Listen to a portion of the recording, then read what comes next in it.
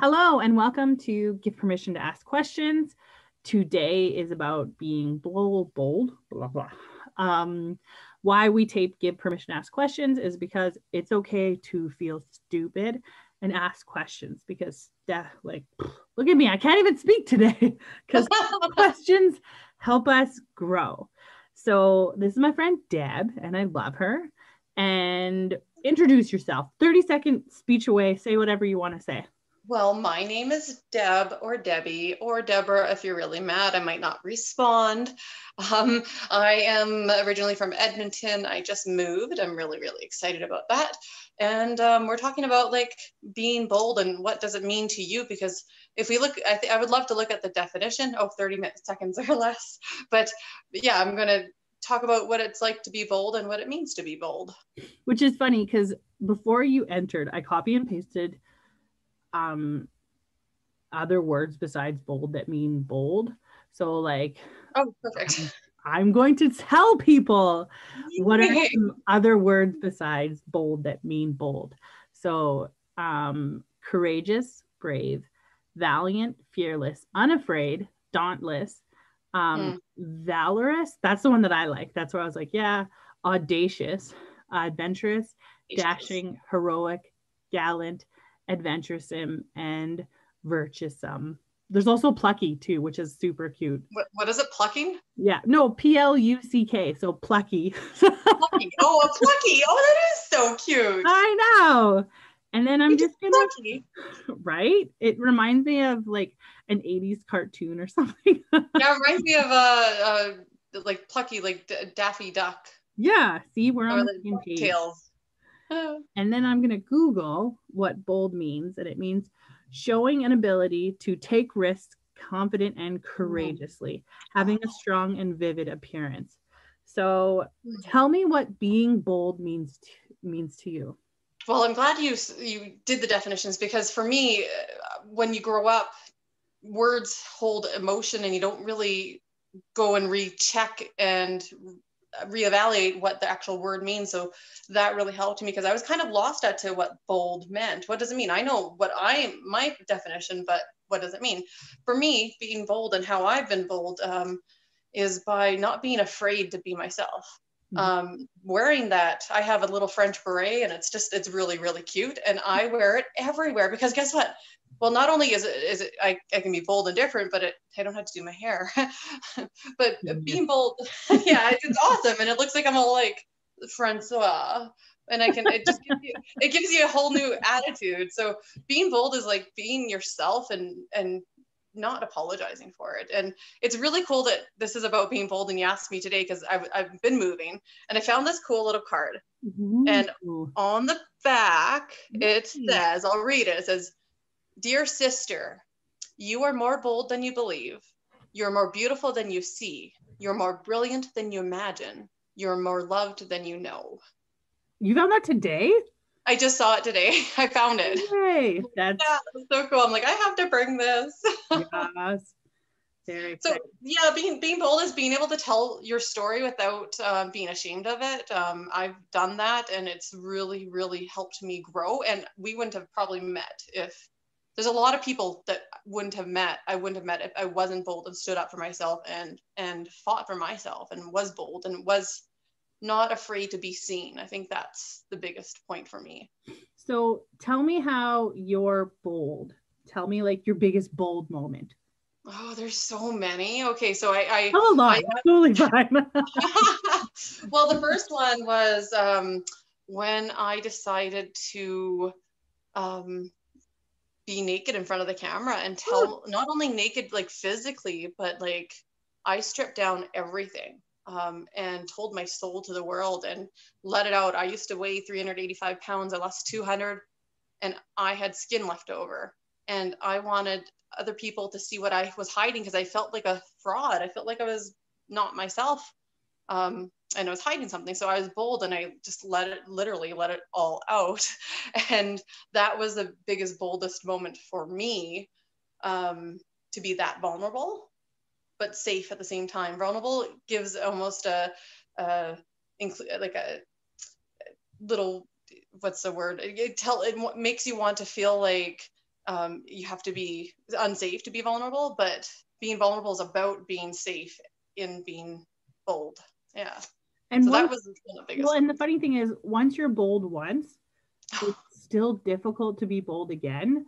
But you're like, okay, well, I have to do this because it makes sense, and there's freedom within boldness. So like, there's freedom within boldness. There is. Oh my goodness. And you have no idea how good it felt. Like, it was so scary after when he posted it, and it was not permanent because it's online. So it was the next step to permanent, but it's there, right? Once it's there, it's there. mm-hmm. And it felt so empowering, so freeing.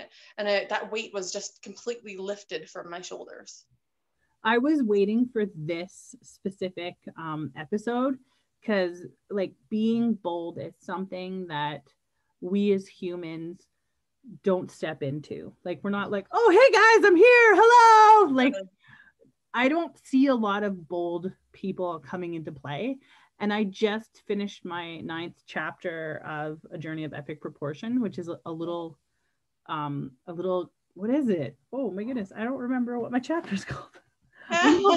A little crazy to be an entrepreneur, but it talks about like being bold and being crazy. So I personally wanted to share Marianne Williamson's quote about being bold and stepping into our greatness, because that's like, oh, that's kind of like what I live for. Like, this is okay. Well, permission granted.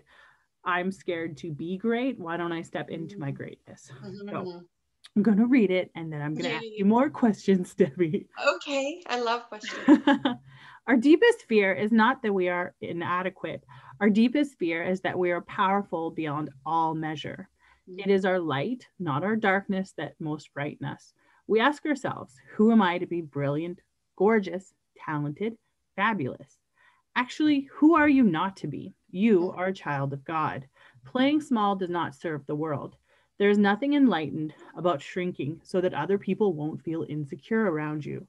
We are all meant to shine, as children do. We are meant to make manifestation the glory of God that is within us. It's not just within some of us, it's in everyone. And as we let our own light shine, we unconsciously give other people permission to do the same.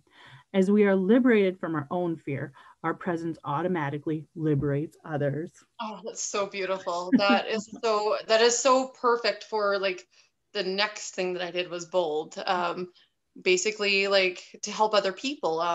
I'll get a little bit into it, but I am a published author in this book, Sacred Hearts Rising Sparks of Light, and it's a compilation of like so many people being bold and telling their truth and helping others and allowing others. This like it's a key, but it's also a door. And other people who read it find the key, and then they find their own door, and and it gives them permission, like you just said, to be bold. How do people get a hold of your book? You can contact me. I'm actually, if you want a signed copy, I will ship them through Canada.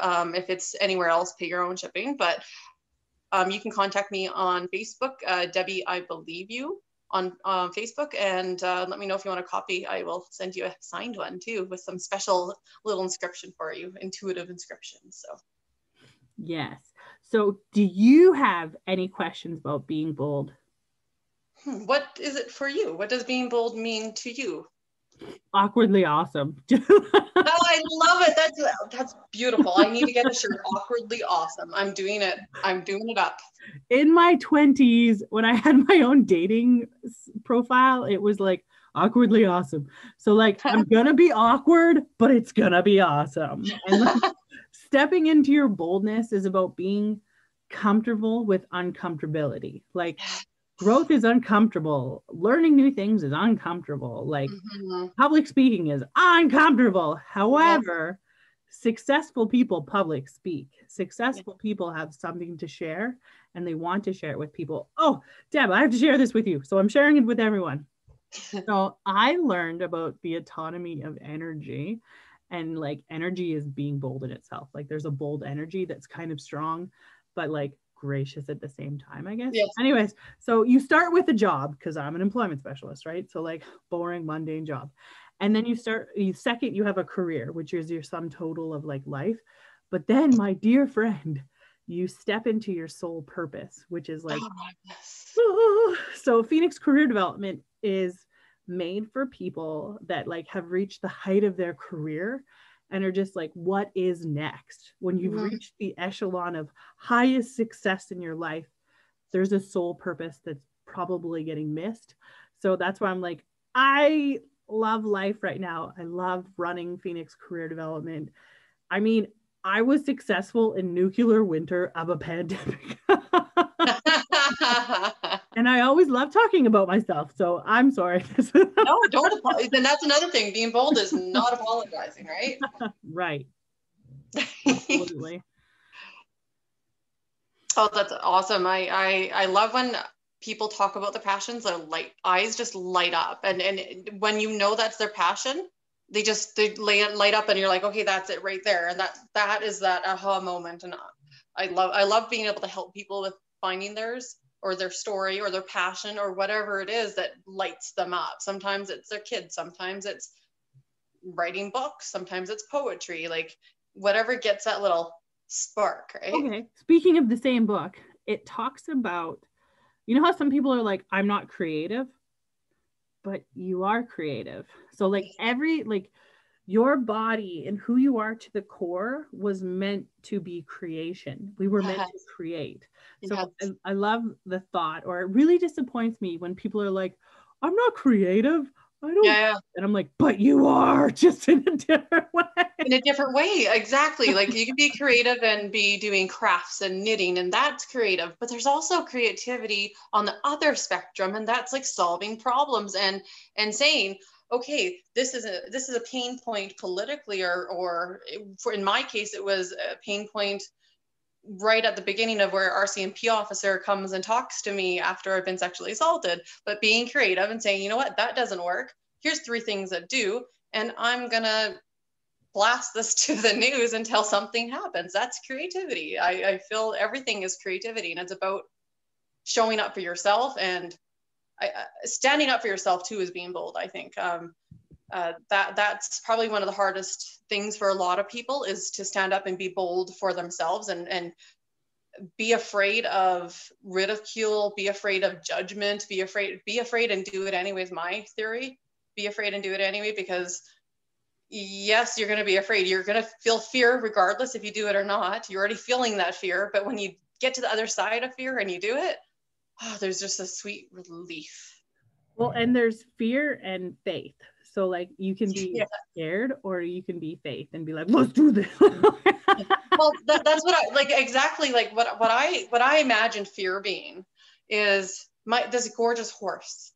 Okay, this beautiful, beautiful, powerful perch on this black horse, and I harness it, and I harness this fear, and I steer it, and I can steer the fear, and it's so powerful. It just takes me wherever I want to go. So that's how I harness my fear. Instead of, I still feel fear completely. I still definitely feel fear, but I've learned how to utilize the tools and have the right tools in order to harness it. So that's the difference for me.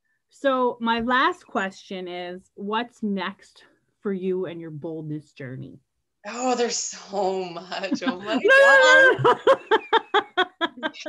So while I was actually with Syndicate and you had brought me into this beautiful network. You just muted yourself, Deb, by like not touching it. Yes, Syndicate.org is my family. I didn't really know what I wanted, but this was like a networking thing, and I. Wow, you still deleted yourself. Trying to write these little things, and by the end of it, I had my purpose. I wrote down, and so what it is I was on long-term disability. I am on long-term disability, and it took a long time to fight for it. And in that time, while I was waiting, I wasn't making a lot of money. And what I want to do is I don't want anybody to feel the way I had to feel or go through what I went through. So I want to create these amazing kits, and it's going to be called Deb's Heartland with ART capitalized. And it's going to help senior citizens, people on disability, people who are on AISH, which is tons of people right now, and make these kits that they can actually learn how to create their own career out of. So one would be maybe something simple like candle making, something like painting rocks, something like learning how to write a book. They're going to be kits, and that's my next boom step. So yeah, that's my next big bold step. And since I moved to a small town, I can make a lot of impact in a smaller town, I feel, because, well, it's just a lot smaller and I can be noticed. I can be more bold. Oh my goodness, can I be bold? Well, there you go. That was give permission to be bold.